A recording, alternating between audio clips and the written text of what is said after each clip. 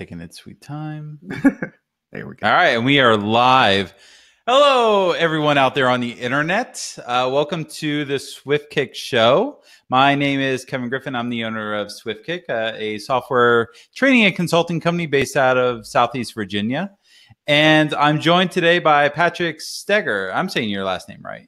No. Right? Steger. No? It's fine. Steger. Whatever. Yeah. Steger. No, it's your fault for having a name I'm pronouncing incorrectly. Completely your fault. Yeah, of course. It's all right. It used to be better. I was adopted. My previous last name was much easier. So. Oh, was it? Okay. Yeah. All right. Sorry about that. Patrick Steger. We'll get started with you here in a moment to get some people into the room. So if you're out there in chat land, take a moment and just tell us where you're from. And, and this is going to be a little bit different than a lot of our guests in the past. It's not a pre-canned presentation per se. It's going to be more of discussion. And the best part about discussion is you can interrupt and ask questions when they pop in your head, lead us into a different direction. Worst case scenario, you ask no questions. We have talking points, so we can just go through all the talking points, and this will just live on the internet for all eternity, or as long as YouTube videos exist, which I think YouTube videos will outlast all of us in the long run. So good deal. Alrighty. Just like that horseless carriage, right? Yeah, I know. You just need faster horses. All right, I am monitoring a couple of chats here. We don't have anyone talking, so, well, shucks. Well, is there any way that I can see the chats?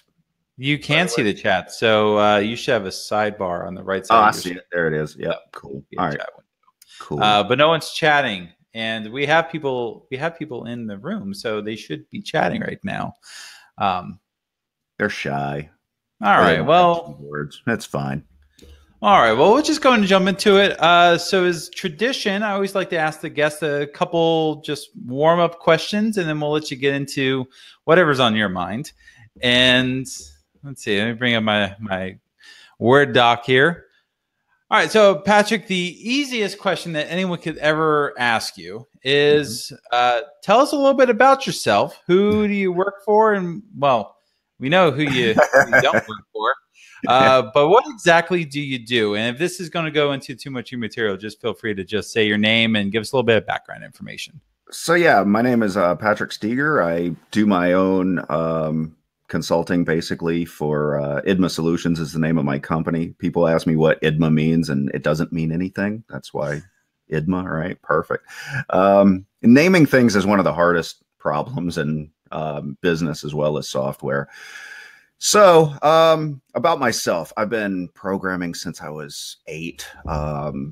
I love the fact that I could, make the computer do what I wanted it to do versus, just kind of sitting there and playing games with it. I could actually make my own games. I went through the whole smorgasbord of BASIC, so BASIC, QBasic, Visual Basic, and then I jumped into the C-level languages, C++, C#, and, kicking and screaming into JavaScript, like I say. I hated JavaScript for the longest time, and some days I still do.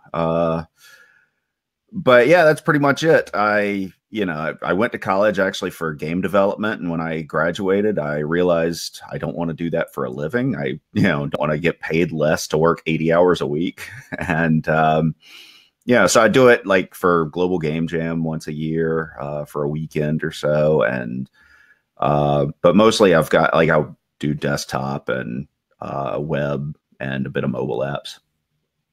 Awesome. I got into development the same way as I wanted to write games, and I had the same epiphany that you did, that it's too hard to get into that industry. Mm-hmm. And when you do get in that industry, they work you like a dog and they don't pay you anything. Mm-hmm. And I guess the trade-off is you get to create really cool games, but I just want to make money, and I want to have a little bit of my personal time as well. So Yeah, I can build games on the side if that's what I really want. That's what I do. Like I still, enjoy making them. That's fun, but I want it to be for fun, right? I don't Yeah. want it to be like I don't want to go and be a mechanic because then working on my car isn't fun anymore, Yeah. Well, so let's talk a little bit about non-technical stuff. I know you have a hobby that's not technical. Oh boy. I'm sure you have many hobbies that are non-technical, but tell us what you do outside of your day job. Oh, so you want to hear about my basketball hobby? Is that it? No. Absolutely. I know what you're going for. So yeah, I picked up skydiving like 5 years ago now. I love it. People sit there and think it's really risky, but it's actually less risky than scuba diving. So yeah, when I found that out, I was shocked. A, like most people are, and B, you see the things in the news like what just happened in Thailand, and you realize all those people saying that it's very risky, getting those kids out. They're not lying, like they didn't know how to swim very well, and they could drown, easily if they panic. So, yeah, luckily I have 2 parachutes. If something goes wrong with the first, I can always, pull the second one. Well, you imagine with Thailand, there was so much, so many logistics, just putting extra tanks in the cave, and yeah, they had to have divers per kid, and it was multiple dives just to get tanks ready so that people could come out in an orderly fashion. Crazy. I know, it's horrible. But hey, they made it all work, and they did it really fast. Like it was much faster than the Chilean mine disaster. I forgot about that. Yeah, it's like 2 weeks. It was, they didn't discover them for a while. It was like 9 days before they found them. Yeah.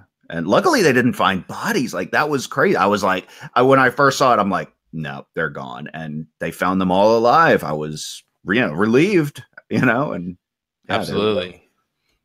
And one of the things I heard, I mean, we're totally sidetracking here, is it was amazing because only one of the students spoke English. So the first connection with divers was a British diver who only spoke English. And this one student was able to communicate with the diver and was crucial to helping everyone survive because they were able to communicate with each other. I didn't know that. Yeah. So if it teaches you a lesson, if you learn a lesson, I mean, learn English. Yeah. If you don't get anything out of that entire thing, learn English. Man, I'm so far behind.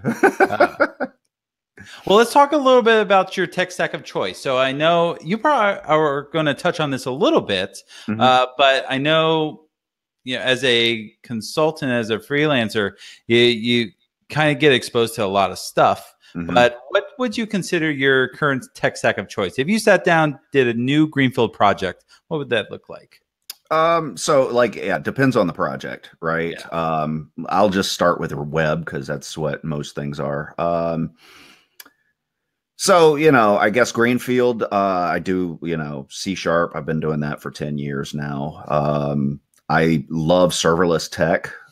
So I started with Node, with serverless, but it's not necessarily the right backend for doing most serverless stuff. Actually, .NET Core has become unbelievably fast.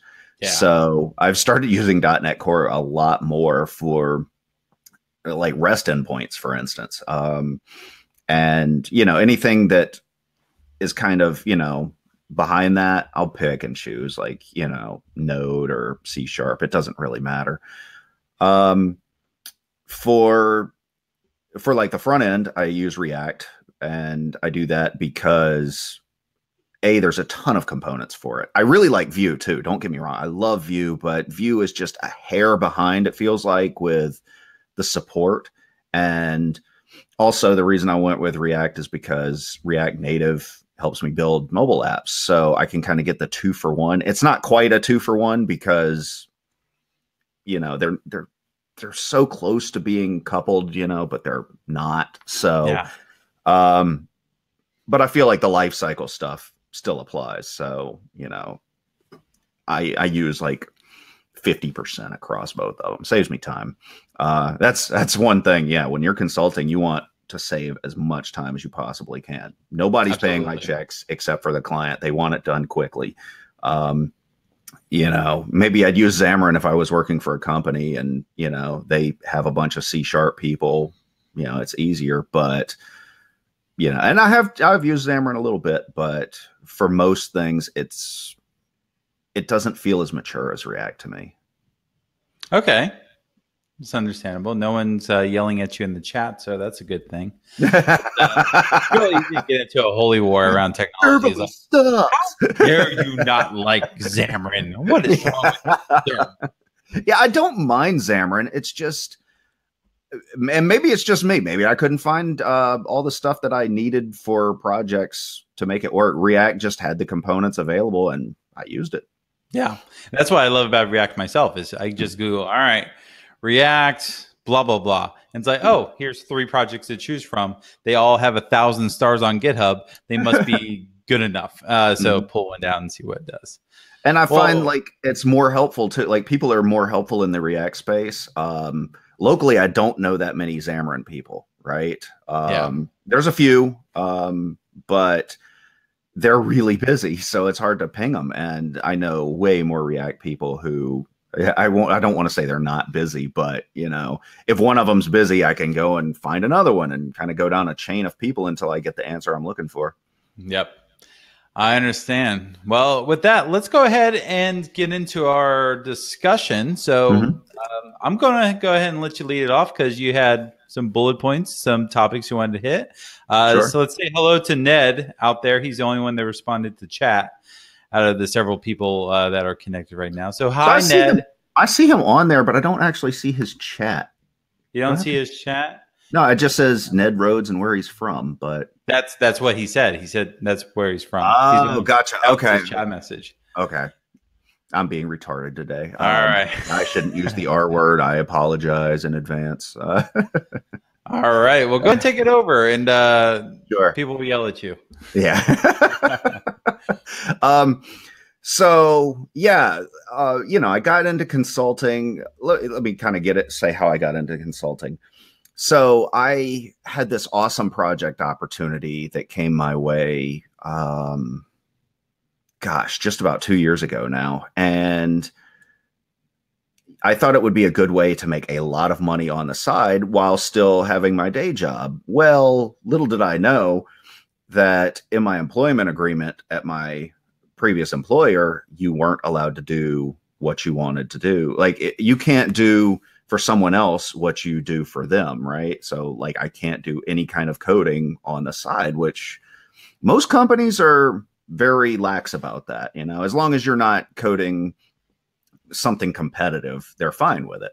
Yeah. And so I had just said at work, hey, this is what I'm doing on the side.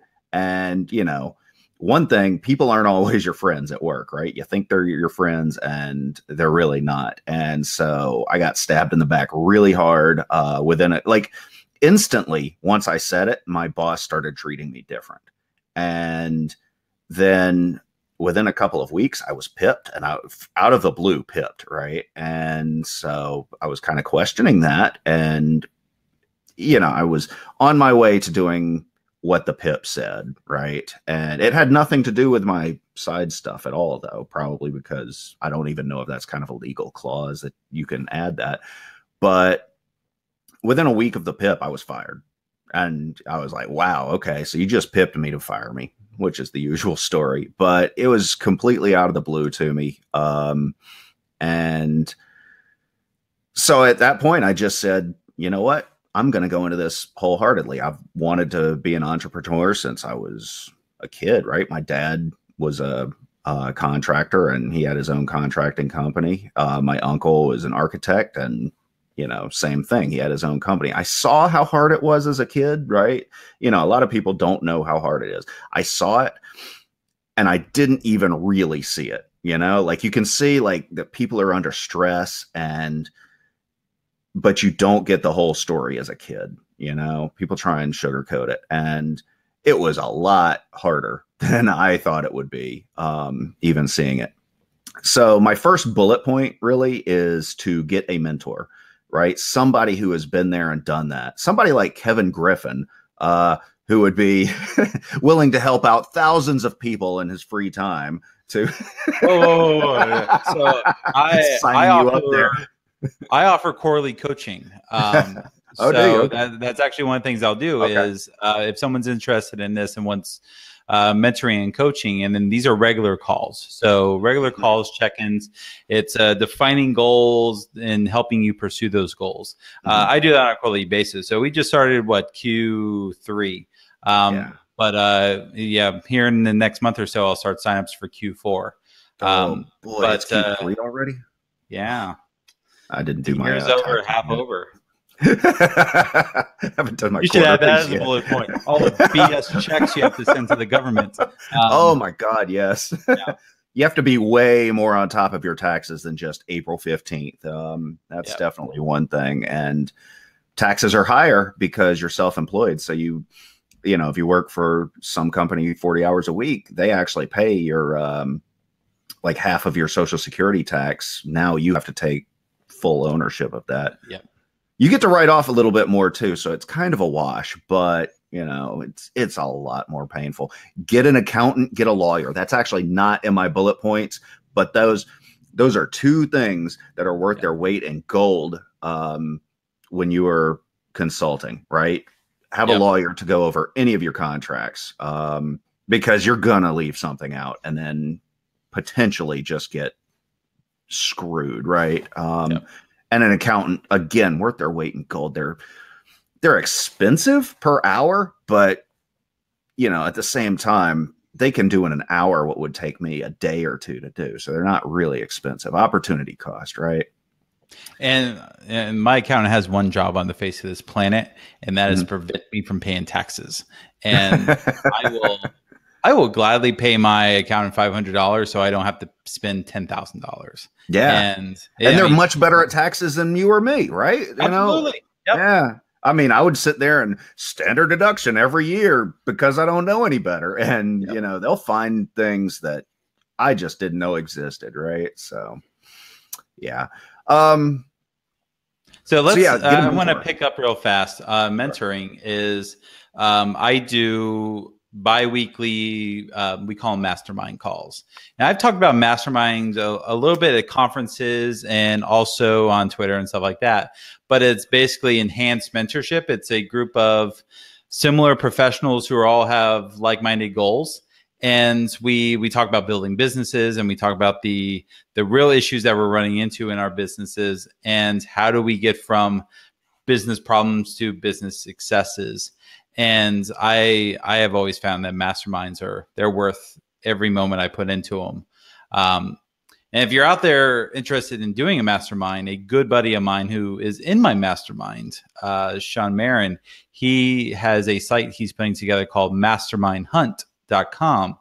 It's not, I don't know if it's live yet, but he's taken signups. But it's basically a matchmaking service for masterminds. So that's awesome. Yeah. And you know, if you can't afford that, right?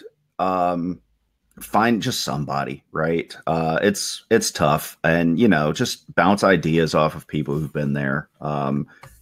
For sure. One thing I probably would have done different myself is to not go into this solo. You know, that way you can both kind of keep yourself accountable, and you know, again, you have somebody to bounce things off of. It's tough going solo. I don't know about you, Kevin. Did you go solo when you started SwiftKick? When I started, it wasn't called SwiftKick.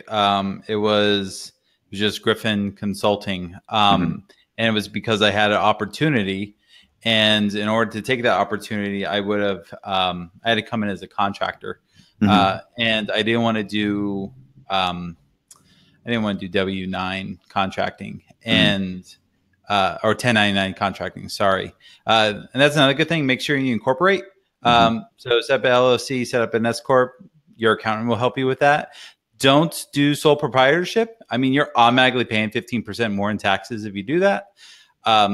So set up a business entity in some way, shape, or form, not just for personal protection, but for like financial protection and stuff. So I had to, so basically I got a good deal. I went and set up the business around that. And then eventually that contract ended and the next thing had to come. So I just kind of gradually kept consulting after that. That's cool. I just did the LLC route myself and not the S corp. But yeah, definitely Yeah, protect yourself.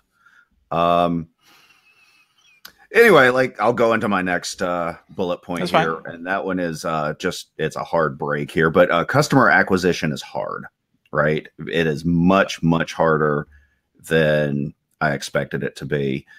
Again, like I kind of got lucky because I went into this and I already had one, right? Because of the project that I was on, but gathering more was tough. And that's actually where I had a mentor help me because he was overworked. He knew that I had a business. So he's pretty much booked through 2018. So one of his client, like he just passed on one to me because, you know, hey, throw a dog a bone, right? And so you know, we went back and forth and yeah, like this guy's a client. And that's actually happened several times with several different people. So, yeah, if you know somebody who's in the business and has been in business for a while, but somebody needs something right away and they can't fulfill it, you know, maybe they'll look out for you, right? That sort of thing.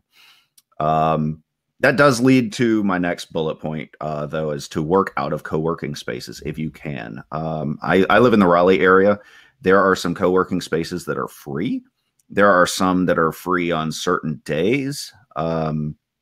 So I can go to different places and meet people, find out what people are doing, find out if they need any help. A lot of times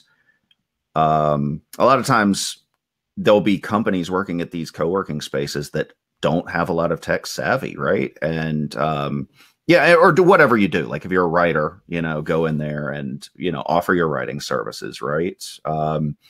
Just anything. It's instant networking with like-minded individuals. And some of them will have, you know, their own capital. They'll have VC investments, whatever. You know, it does not hurt you at all. And especially if you're an extrovert. I'm an extrovert. I love talking to people. So if I just stay at home all the time, I am going to drive myself nuts. So again, go out there and do that. Right. You have anything? And to the same point, like we have one or two co-working spaces in our area, and I love both of them. They're great places. I don't necessarily want to buy memberships to them because that's time and money out of my pocket that I don't think I can commit to. But I love coffee shops. I have 2 or 3 local Starbucks I will go to, and I'll just sit there and I'll work for a couple hours. There's scientific studies that just say the background noise of a coffee shop can help creativity. It can help you with productivity. And that's something you don't necessarily get in an office setup. So if you're at home, at your home office, I'm out in my shed quarters, you don't get that background noise that could really help you just get stuff done. And I'll find myself come in the morning and sit at my desk for an hour or so and just realize I don't care about anything I'm working on. And I have no ambition, no initiative to get anything done, but I'll pack up my stuff and I'll go to a coffee shop for a couple hours and I'll sit there and I'll get a ton done because it's just, there's a lot going on around you. So you're kind of forced to focus on what's in front of you. And I'm guessing that's how the science of it works. And pro tip, if you are a Starbucks Gold Card member, if you buy drip coffee or tea, you basically get free refills on any of that stuff. So I'll go to Starbucks and spend like less than $3 on a tea. And that's all I spend all day because I just go up and say, refill, refill, refill. Or if I'm in a coffee mood in the winter, I'll get like a tall or a grande coffee, and I'll go up and say refill, refill. And I spend less than $3 on stuff to drink. Pro tip. So, but if you go to fancy like hole in the wall coffee shops, yeah, it's like $10 there, $10 there, $10 there. You'll spend more money. And you still end up like going to the fancier places. Like you still end up getting a lot of work done. Yeah. There's one in Chapel Hill that I love to go to because like if it's a beautiful day outside, they've got free Wi-Fi and they have tables in the back, which like they look out into the forest and it's beautiful, just nature everywhere. And I always worry about birds flying over my laptop, but you know, like that's the only That's thing only I really happened have to worry about. once. Yeah, It's never just that happened to once. my laptop. One's gotten me before. That it drove me insane. But I was so mad. Another thing is public libraries are Yes. sometimes really good places to go. Our public library is 5 minutes away, and I'll go there and I'll just grab a table out in the middle of the common area. And it's, again, kind of like a coffee shop, a little bit quieter. They don't have coffee, but if you just need a place, I think it's just change of scenery that helps so much, is not being where you normally would be. Just helps you get over that monotony of being at a desk every single day. For a while, I was in a rut. Like I would wake up, I would come to my desk in my home office, and then I would go to the couch and watch Netflix, and then I'd go to bed. Like it was a triangle every day. And another thing too is if you're working from home, there will be times where you're just like, I don't feel like working. I'm going to go watch Netflix. And 6 hours later, you realize you haven't gotten anything done that day. So more importantly, you didn't bill anything. Yeah, right. So, you know, just being able to get away from those distractions is wonderful. So yeah, I like the library idea. I haven't done that myself, but I did look a few days ago into the local library, and they have Wi-Fi available for everyone, and it seems like a nice place. I just haven't gone and pulled that trigger yet.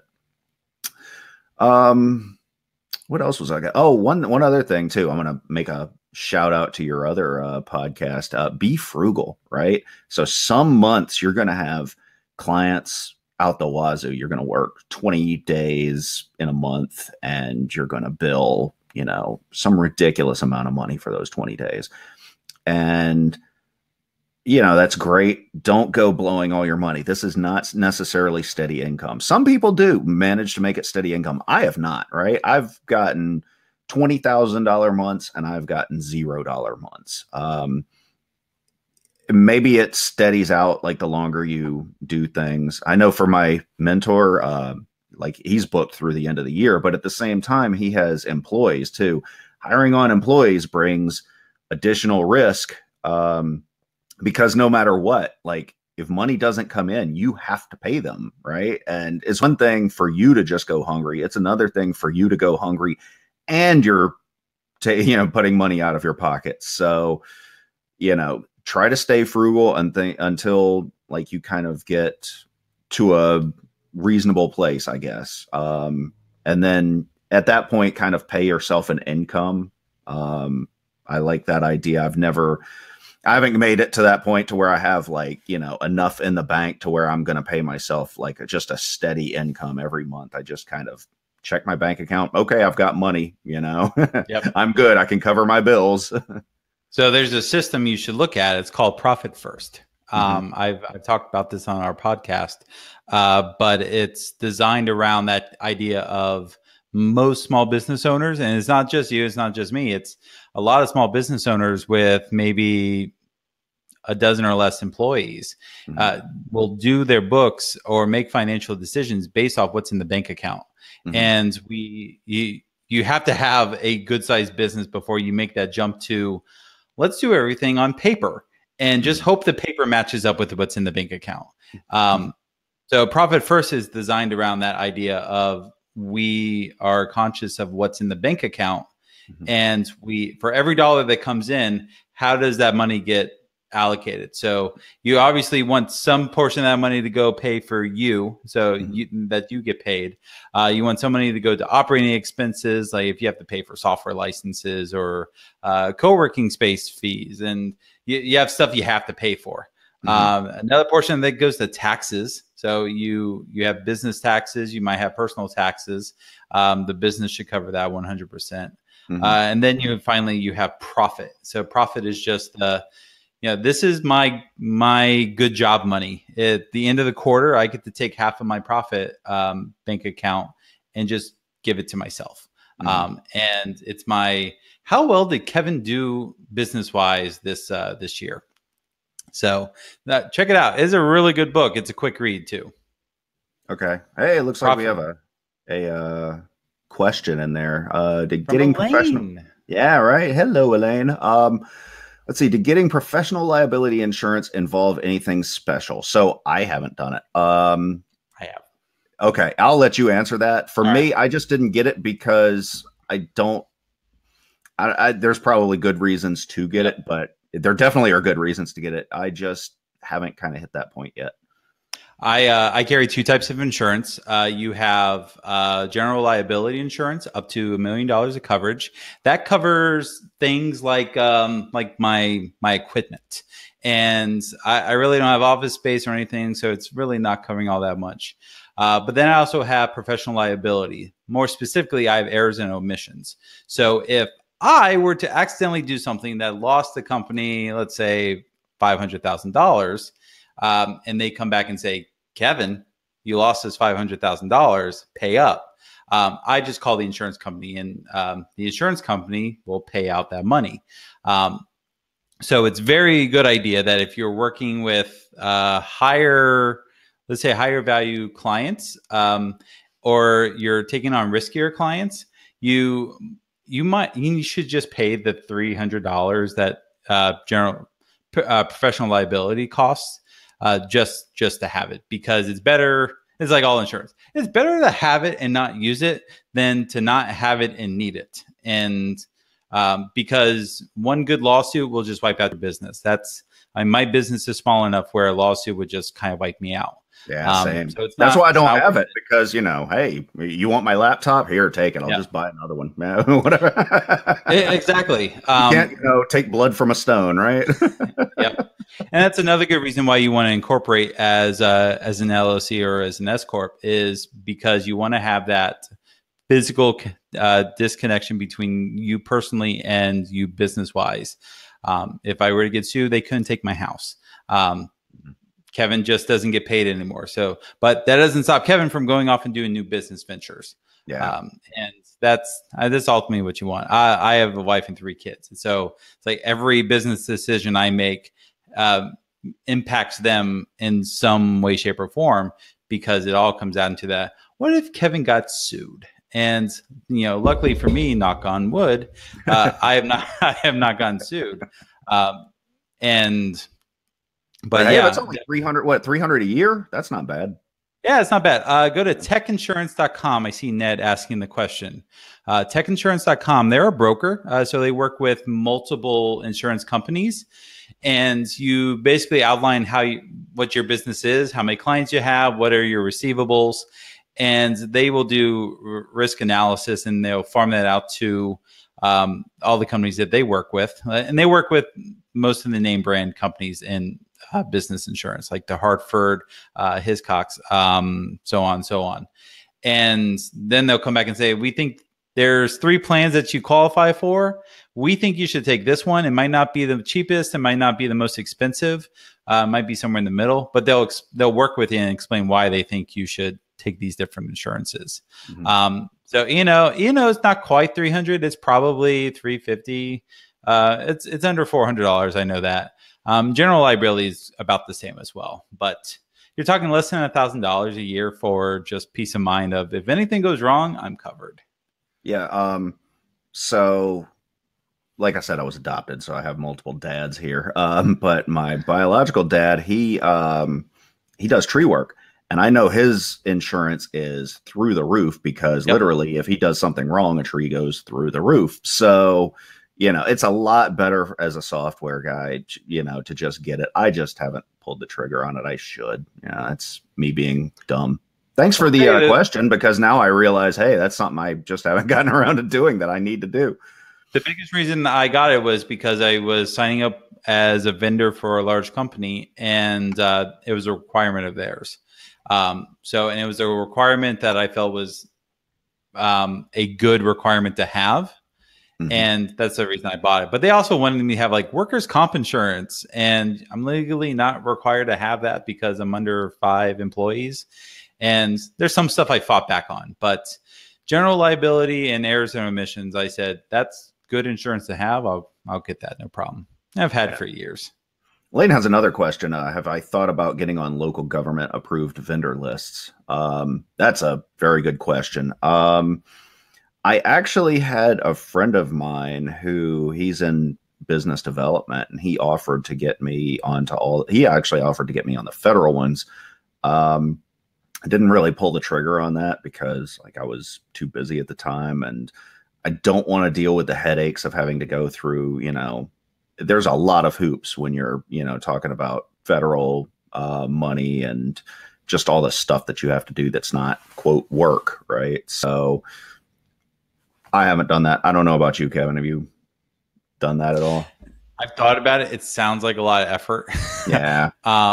And it's probably a lot of effort, but you're jumping into an ocean of competition. So it's one of those things where I don't know. I'm not even sure how you get started on that process. I mean, Elaine's question is about local government, so I don't feel like that would be an ocean, especially like kind of around me. Like my local governments are, I mean, not other than Raleigh, they're pretty small. So I don't think there's a lot of developers living specifically in my town. Yeah. I'm not even sure how to get started with that. So if anyone's in the chat and they have insight in the best way to even approach getting on those lists or applying for those lists, I'd be curious. Just curious for general curiosity's sake. Yeah. I'm gonna go on to my next bullet point here, which is don't stop marketing to work, to quote work, right? This kind of goes back to my customer acquisition is hard, right? If you get a 3-month project and you're making bank on it, your first, or at least my first instinct is to go at it wholeheartedly. Again, just try and push myself to get it done, because for me, the tech is the fun part, right? And at first I would let my marketing kind of lag behind. And then once that project is up, there's nothing in the sales pipeline at all, right? And so that's why I've had some $0 months. Luckily the big dollar months kind of helped balance it out. But like if I had kept marketing during that time, I could have ended up doing a lot better overall. And I wouldn't have to. Yeah, like when you pull in 0 in a month, you kind of start worrying, and that's bad for your mental state, right? So just don't do it. When you can't afford ramen, you have a problem. Oh boy. I don't ever want to get back to eating ramen. I ate so much in college. I've made it like a life goal to never eat, at least like Top Ramen or Maruchan or whatever it is. I've made a goal never to eat that again. And if I ever get there, like I might as well just throw myself in front of a bus. Like you can buy a month's supply of it for like $1. Yeah. That's what I did in college. I hated my life. It was so bad. Like, here's my little beef packet. Yay. It was so I'm hungry now. Thank you. You'd figure out how to like not use as much water, or to pour the beef packet in at a different time so it would taste beefier, or whatever your flavor was, just get more value out of your packets. Oh, it was so sad. Let's see. My next bullet point is concentrate on your specialty, right? If you're a web developer like myself, let someone else do the writing for you. It's all about opportunity cost. I personally, like going through high school, I was like, what's the purpose of English, right? I know English. I don't need to read all this British literature. I'm never going to use that. I know that I want to be in tech. And I speak really good. Yeah, I speak good, yo. And so you don't want to write like that on websites. And I don't know, my own personal website for the business is all of, my own writing, because, that's, kind of where I did. But in hindsight, I would get somebody who could write better and gooder. Yeah, more good. More better good. And because you just look unprofessional, right? And if you're doing this for a client, you definitely don't want them to look unprofessional. If a client comes out with their website and it gets them a ton of business, guess what? Somebody's going to ask, hey, who did your website? And they're going to recommend you because you made them a ton of money. You know, they will Yep. be happy to be your referral, and word of mouth is free. You know, so make it good word of mouth and not, oh, that Patrick guy, he sucks. Look at this website and how terrible it is. Then they're going to ask who did your website because it's so terrible, and they'll tell you. They'll be real quick to tell you again. You know, so let's see. My next point. Some clients will disappear as soon as you send the invoice. Right. So I like to try to. I don't do work before charging. Or at least all the work before charging anything. I like to go half and half, where we both have some skin in the game. That's fine by me. Or prepayment. I give a prepayment discount. That's one thing too. Like overcharge and then give a discount. People love that, right? People go to JCPenney, to Belk all the time. Nobody buys jeans for $75 from JCPenney or Belk. They are never $75, right? They see MSRP 75, and then, you know, they're really $30, and maybe they were really only worth $30 in the first place, right? But, you know, people see that discount and they love it.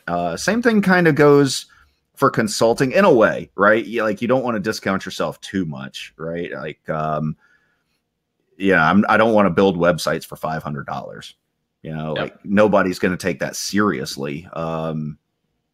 You know, it's pricing is it's a long topic. We could talk an hour for that, really. But if you price yourself too low, nobody will take you seriously. If you price yourself too high, obviously you're going to price yourself out of the market.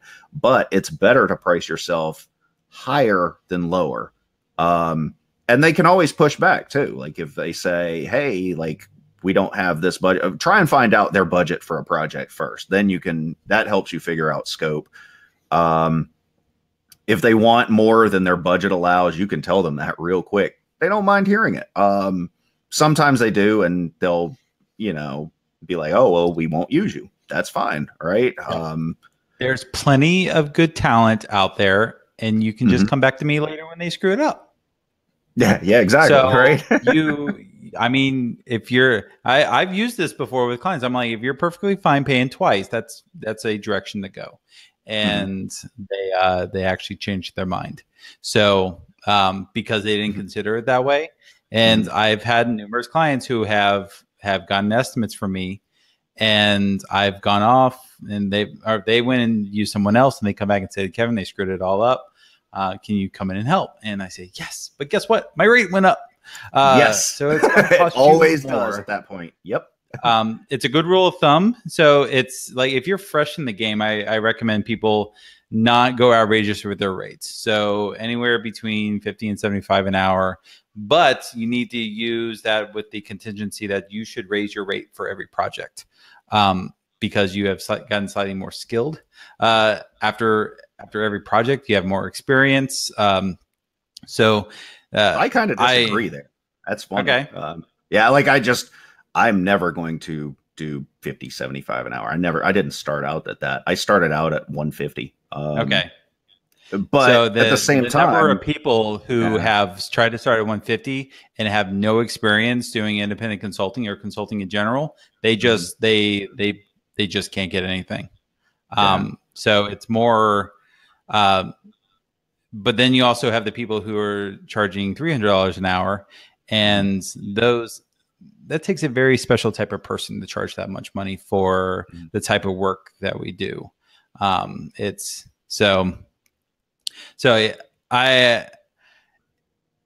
do what's comfortable for you. Don't do calculators. I think that's a good rule of thumb. There's dumb calculators out there that will calculate that you should charge $30 an hour. And my general recommendation is, I say 50 to 75. I definitely think that's a good starting point, because you have absolutely no idea what you're doing. And you know what pisses off clients more than anything is when they're paying a ton of money and they're not getting what they're expecting for that money. So that's true. It's really got to be something that you build yourself into. Now, I guess I would change that. Like if somebody wanted me to do Java, right? Like I've never really done Java or haven't. $600 an hour. Yeah, no. But like, you know, if they were adamant about it, but they were going to pay like for a long time, and also time of project also changes the money, right? Like if somebody is going to pay, like if there's going to be many months, right? I'd go down to 125. I like to just say $1,000 a day, right? So that's 125 an hour. But and it can move. It depends on like so many factors. Do I like this project? You know, all sorts of things. But Java, right? Let's say I wanted to do Java, but I'm not that great at it. You can't sit there and charge 150 an hour for something you're not great at. Because they'll see really quickly they're not getting a return on their money. But at the same time, like if they want $50 an hour, they can go out and get, you know, Robert Half or Tech Systems to find somebody for 50 an hour. And even though they're ending up paying more than 50 an hour, but you know, at the end of the day, they own that person in a way, versus me. Like, you know, you're not my boss, you're my client, you know, it's a big differentiator there. But yeah, like, yeah, I wouldn't do 50. Nah. I do know some people doing 75, you know, like, and that's fine. Like one person that I really admire, he to this day does 75. And it's funny, he's working on what I call Hospice Technology, right?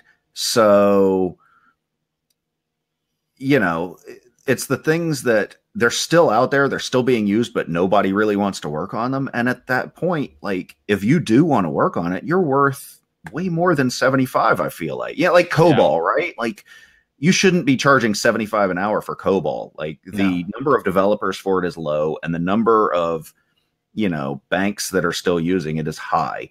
And, you know, let supply and demand dictate what your rate is. Which, I mean, you'll kind of get that too. Like if you start at 50 an hour, you're going to get a ton of business, right? And some of that business is business you don't necessarily want. And so that's kind of why you raise your rates, to get rid of some of the crud. You know, that's a long conversation, I think. We're kidding. Books on this subject for a reason. Oh yeah. Like, oh man, we could have done an hour just on this. But so one other point to that, some clients will disappear. So if you have an annoying client, send them an estimate quick, right? Hopefully it just gets rid of them. And send them a high estimate, you know, if you really just don't want to do the work. Go ahead. Got a better one for you there. Yeah. I only do the estimate. If it's an unknown client and they haven't proven themselves, they have to sign up for my road mapping services. So a road mapping service is a predefined engagement that is a fixed cost amount of money, and it's specifically figure out what they want. And it's priced high enough where if they say no to that, they weren't going to go with an estimate anyway.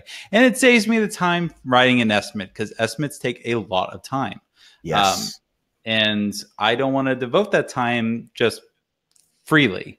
So new clients always have to go through road mapping services unless unless they immediately want to go into retainer services where they're paying me a fixed amount every month for services.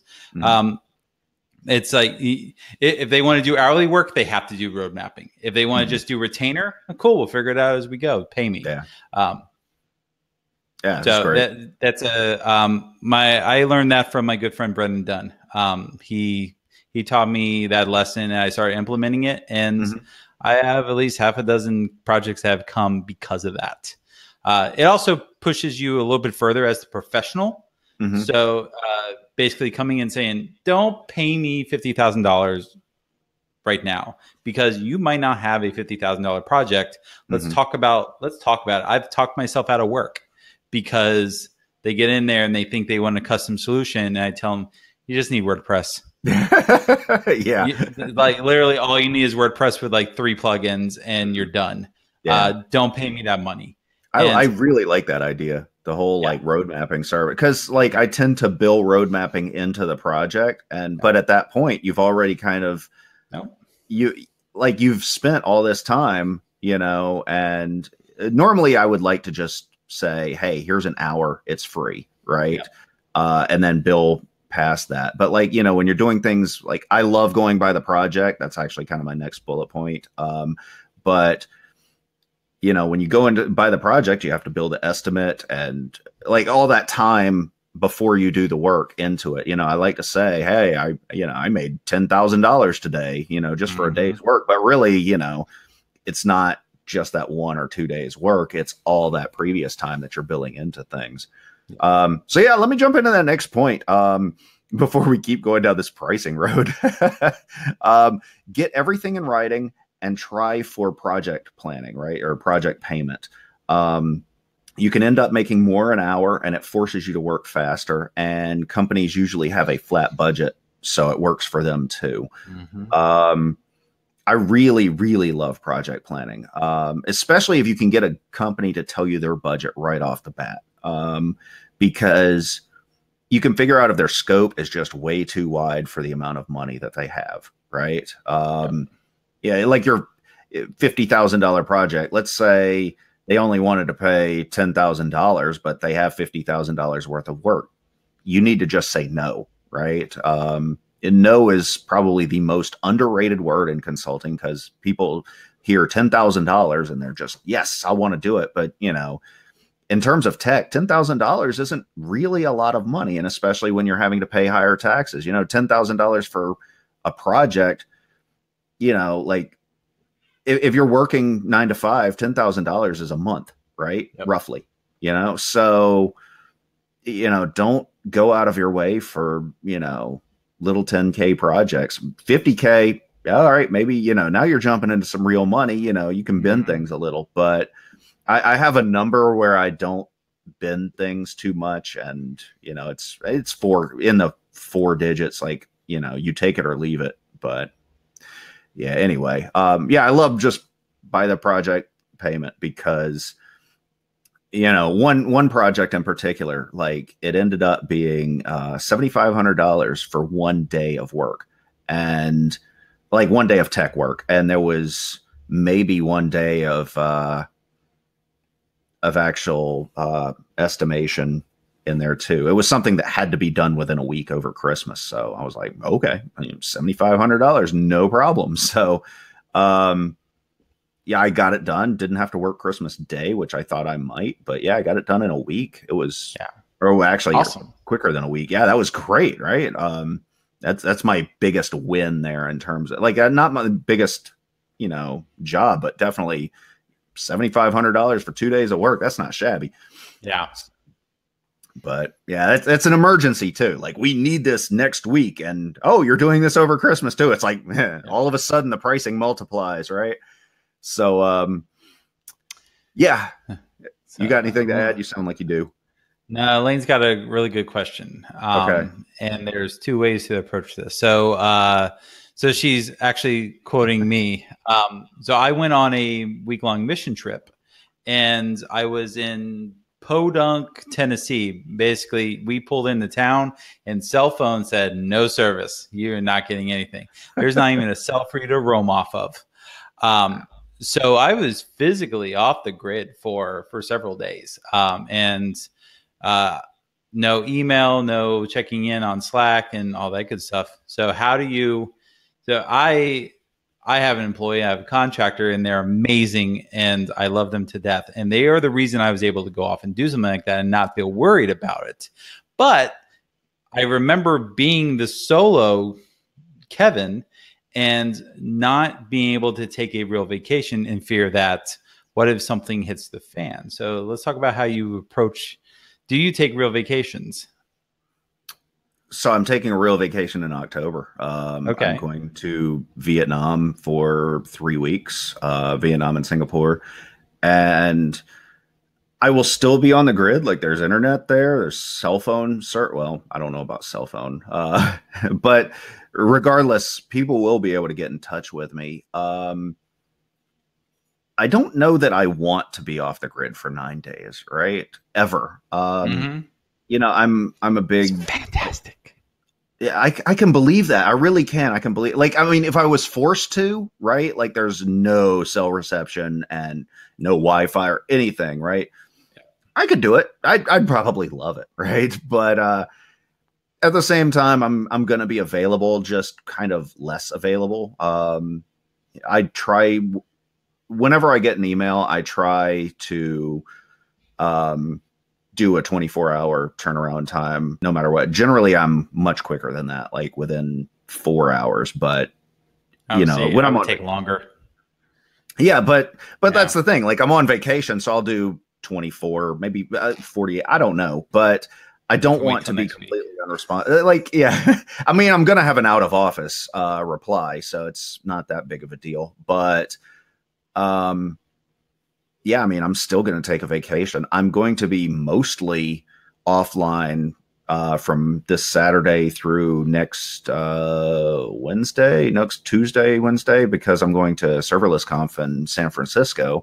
I mean, I'll still be online, but at the same time, I'm going to be very invested in actually dealing with the people there and not, worrying so much about my clients. A lot of what I have to worry about isn't so much like hand holding my clients anyway. I don't like to do a lot of that because I do project based work anyway. Like if I was by the hour, it's like, oh yeah, call me up whenever. I'll be a lawyer and charge $150 for this hour, no problem. But yeah, Rudy's got a question. He wants to talk about retirement. So you don't work for a company. How do you plan for the future? I have a response.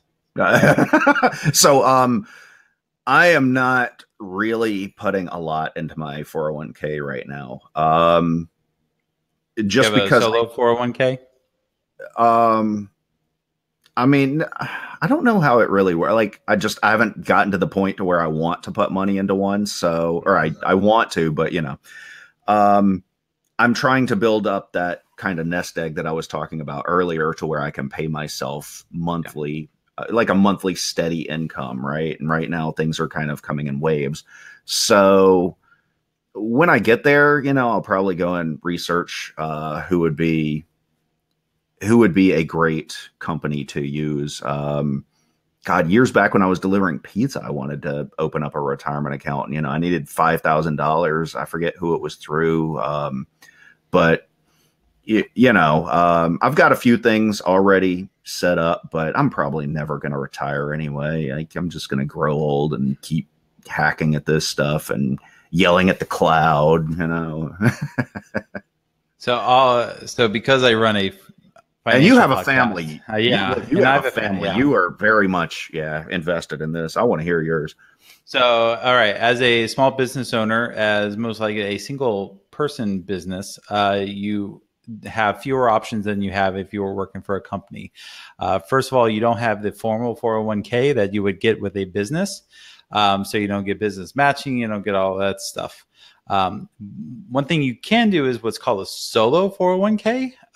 And those come in a variety of shapes and sizes. A good friend of mine does that he did that before he went and took a real job. And that's a good alternative. I have a traditional IRA that I do all my retirement in. My wife has a traditional IRA. The next question usually is, why do you do traditional and not a Roth IRA? So Roth IRA it's taxed before the money, or it's taxed when the money goes in. So you don't pay the taxes when the money comes out. And the assumption there is that when you retire, the tax rates are going to be much higher. So you want to pay the taxes before, so you don't have to pay the taxes later when you really don't want to pay taxes. Unless you're a small business owner and you have this humongous tax liability because the government hates small businesses. And so I do a traditional IRA because I want to write off the taxes this year. And I have the assumption that when I eventually take money out of IRA, I will be in a lower tax bracket. And I'll be taxed less in the long run. So like everything in life, it should be a strategy. And also talk to your accountant. The reason I made that decision was because I talked to my accountant for a couple hours about how should I set myself up for success based off of where I am and where my company is hopefully going to go over the next couple of years. Yeah, I've got a really good buddy who's a financial planner. And when I get to that point where I want to start putting money back into retirement, then I'm going straight to him because, he's there. And maybe I'll just do day trading, right? Yeah. No, he's running away now. Actually, I've always been like a big math geek, right? And I love seeing different patterns emerge and things like that. I've generally been decently good at picking stocks, but at the same time, if you buy enough stock and you hold it over the long run, it's going to go up, right? So, I don't know, maybe, but that would be just a hobby. I wouldn't do that to make a living. There's a few folks doing that to make a living, but I don't know. Tony Robbins' group did a study a couple of years ago where they looked to see if you go back to the beginning of the stock market, or I don't remember if it was the beginning of the stock market, if you go back to the last big crash and they went before the crash.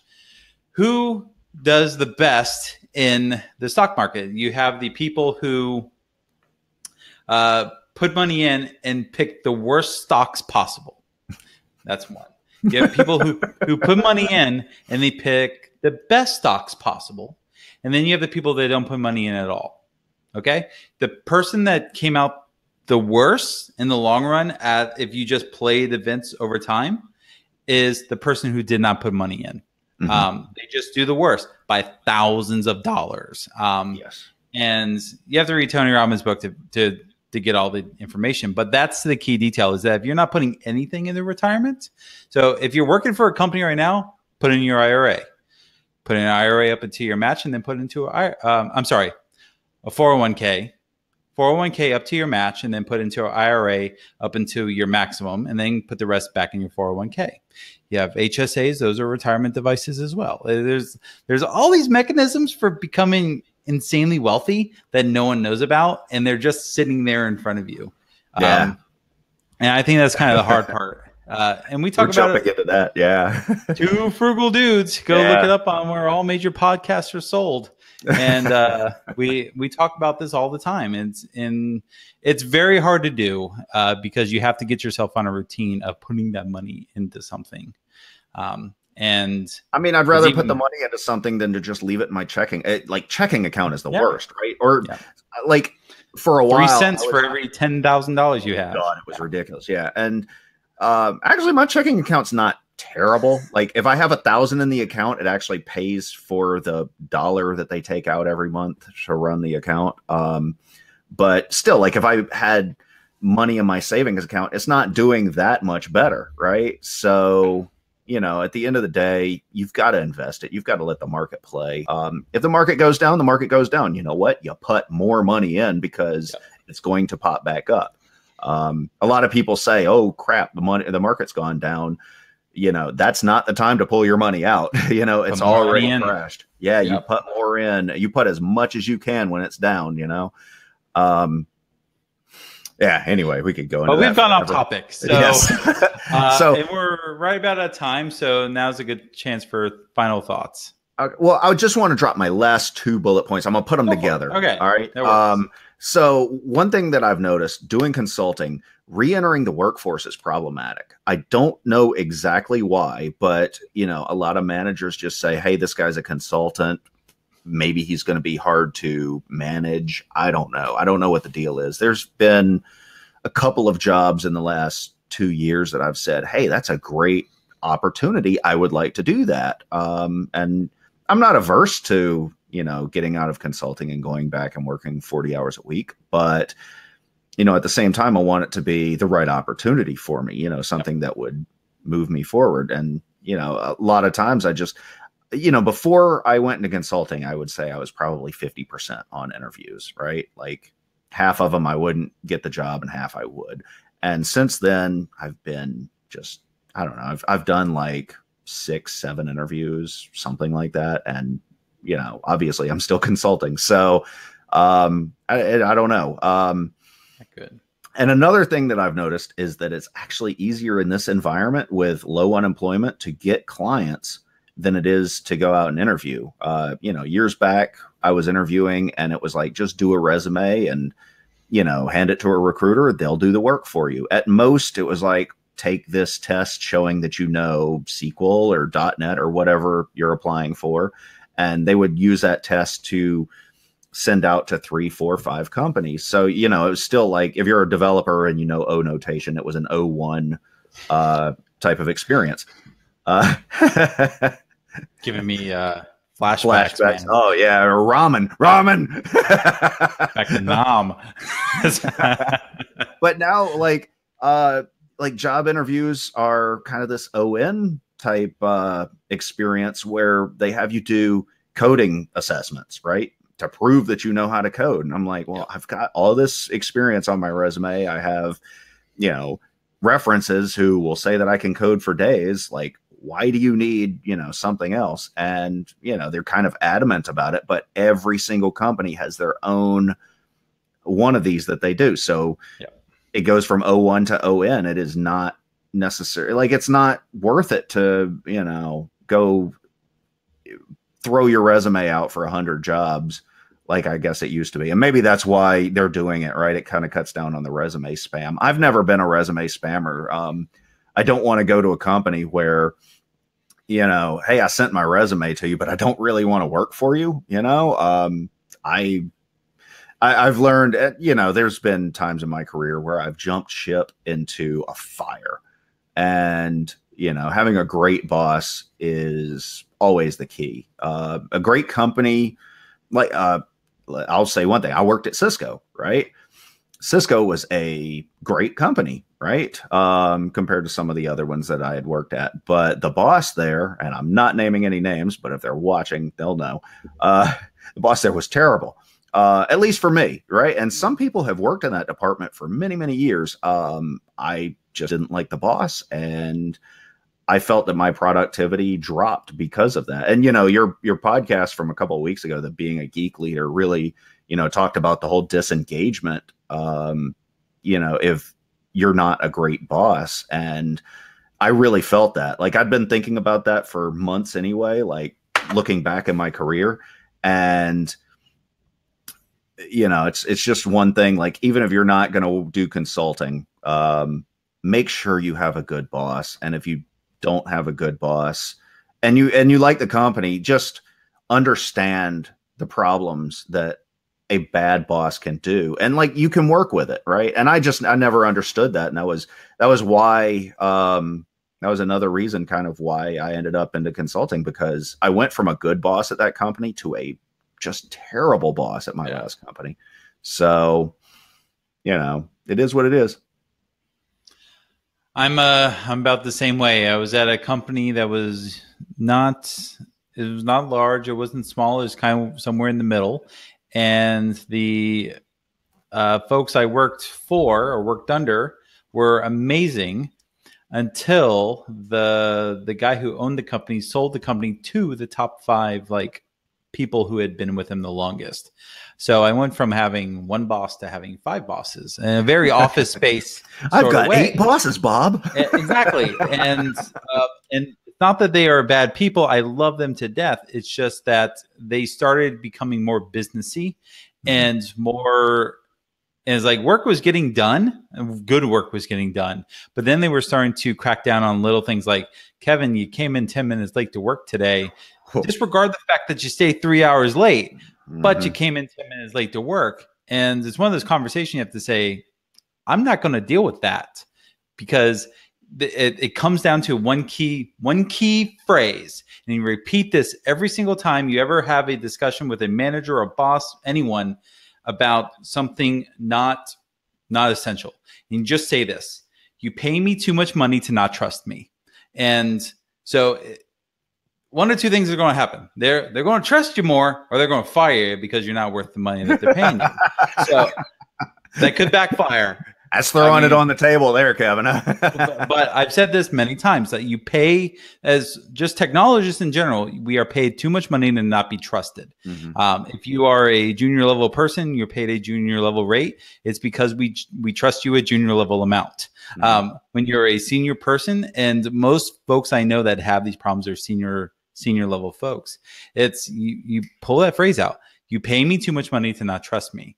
If you're paying anyone 6-figure salary, and you give them BS over coming in 10 minutes late for work or taking a long lunch break, you really, you have to have a conversation about that. So and you're kicking yourself, right? Like, Yeah. if I'm 10 minutes late and you give me hell for it, I'm not going to stay 3 hours late the next time you want me to, So yeah, it's very difficult for people to bend over backwards for you when you won't give them a little bit of respect and trust them a little bit. It's why, with my folks, I don't micromanage time. It's more micromanage expectations. It's like, I need this done, I need that done. If that takes you an hour, awesome. If it takes you 10 hours, well, but then you ask me for some time off next week, I'm not going to balk at that. It's like, go take your time. And because, scratch my back, I'll scratch yours, that sort of thing. Always make your boss look good, right? Like in the end, because if you don't, then they will start kind of micromanaging, like, hey, you were 10 minutes late. But if you're making them look good, they're, they don't do that. I don't know. Maybe for you, they did. Like, you're still making them look good. And you're 10 minutes late. This is costing us, $6 or, like, oh, whoop-de-doo. I have a friend who was working for a government contractor, and I love the story because it was, he left 3 minutes early. Like he clocked out 3 minutes early or whatever they do. So the next morning he had a meeting. And they said, we're just curious how you intend to make up that 3 minutes. From and let me guess, it was an hour meeting. It was like a 20-minute meeting. And he looked at him and said, it was like, this is a public forum, so I'm not going to use the curse words that he probably used.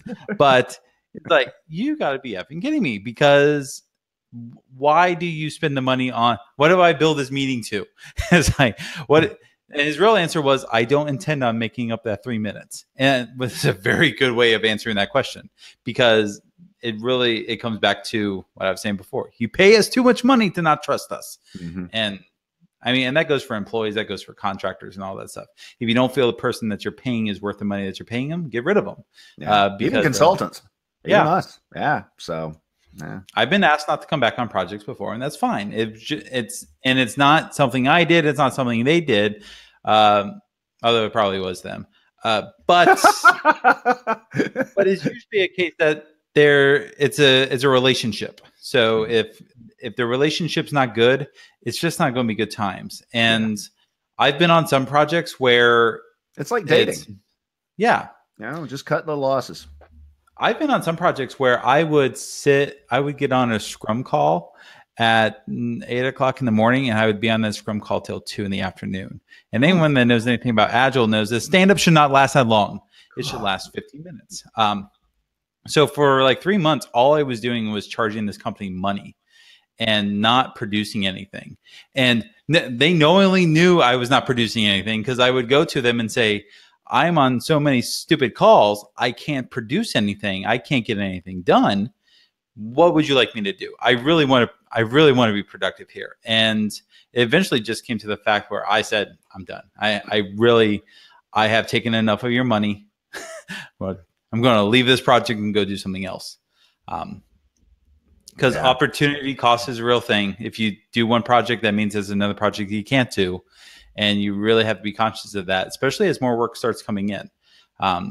My first gut reaction to that is, double book your time, but you shouldn't do that. That's very unethical. But, hey, put that phone call on mute and then work for another client, right? Like, I don't know. This is how I make $600 an hour.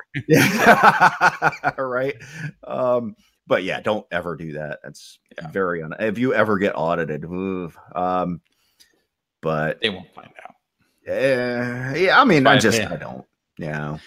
I'll give them my that's another thing, is invest in good bookkeeping. That's like QuickBooks. I mean, people hate on QuickBooks, but QuickBooks is kind of the industry standard for accounting. It's cheap. So it's so cheap. You might as well. Yeah. So. And your accountant, and having good books it saves you from having to pay your accountant more if you use QuickBooks.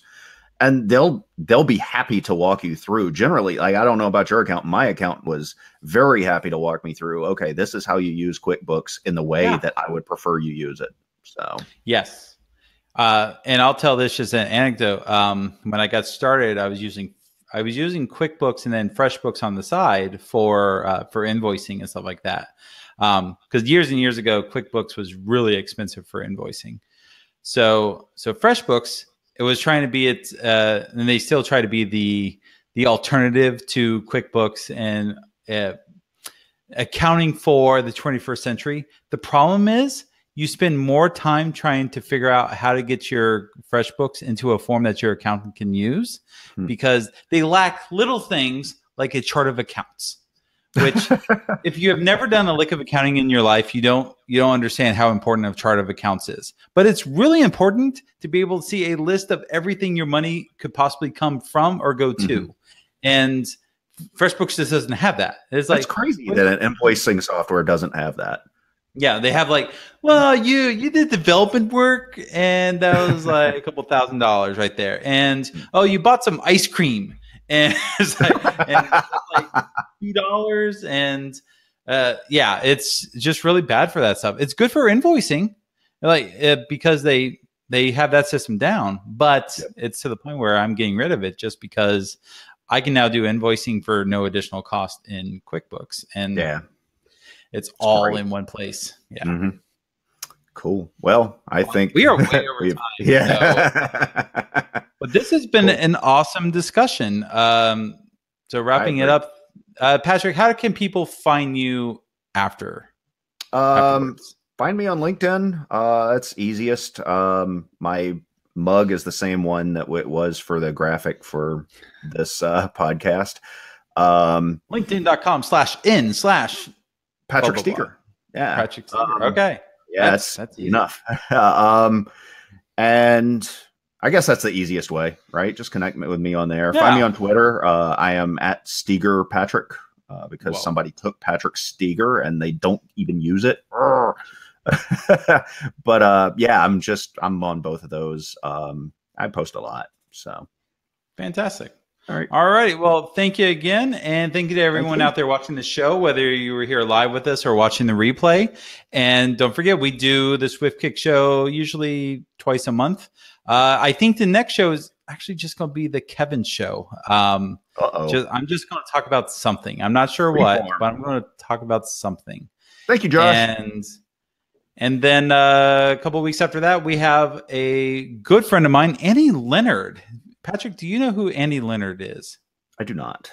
All right. Andy Leonard is a big deal in the SQL Server space. He is a smart man, and his whole purpose in life is ETL systems, enterprise, basically the transform and load. I have a petabyte of stuff over here, and you get a petabyte of stuff over here. How do I do that in the fastest way possible? He's really good at that. And so he's going to be with me after sometime next month. So if you're in, you're probably on the email list. Don't report me as spam. I greatly appreciate it. And I will spam you all the great Swift Kick shows that are coming up. All right. Well, thank you again, Patrick. Thank you, everyone out there. And we'll see you next time. Have a good day, guys.